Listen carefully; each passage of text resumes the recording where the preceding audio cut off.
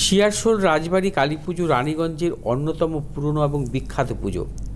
এই পুজোর বয়স প্রায় ৩০০ বছর এবং পুজো শুরু হয়েছিল একটি বিশেষ কারণে। আজ কালীকথায় এই পুজো নিয়ে আলোচনা করব। এই পুজোর ইতিহাস অনুসন্ধান করতে গিয়ে জানা যায়, এক সময়ে গ্রামে দেখা গিয়েছিল মহামারী কলেরার প্রকোপ। একের পর এক গ্রাম উজাড় হয়ে চলেছে কলেরার প্রকোপে। সেই সময়ে এই রোগের ওষুধ পাওয়া ছিল প্রায় অসাধ্য।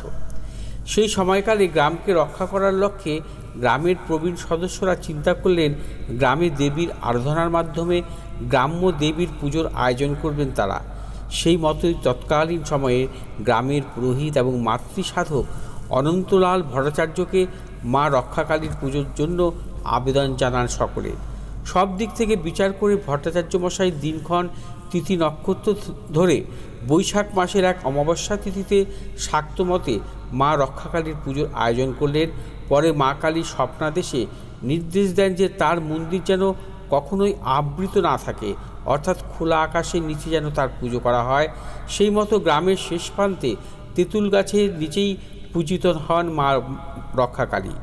এখানে কালী পুজোর বিশেষত্ব হচ্ছে, রক্ষাকালীর মূর্তি একই দিনে গড়ে তোলার পর রাতভর পুজো, হোমযজ্ঞ, তন্ত্রমতে বলিদান কর্মসূচির মাধ্যমে সমস্ত উপাচার সম্পন্ন হয়। তারপরে রাতেই ভক্তদের মধ্যে ভোগ বিতরণ হয় এবং সকালে সূর্য উদয় হওয়ার আগেই প্রতিমা নিরঞ্জন হয়।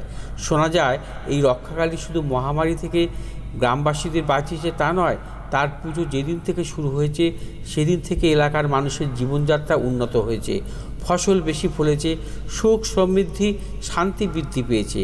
৩০০ বছর ধরে প্রজন্মের পর প্রজন্ম সব দেবীর নিয়ম নিষ্ঠা অক্ষুণ্ণ রেখে দেবীর পুজো দিয়ে আসছেন বংশ পরম্পরা। আজও সেই ভট্টাচার্য পরিবারের হাতে রয়েছে পুজোর দায়িত্ব। আবার কালীকথায় পরবর্তী পর্ব নিয়ে ফিরে আসবো।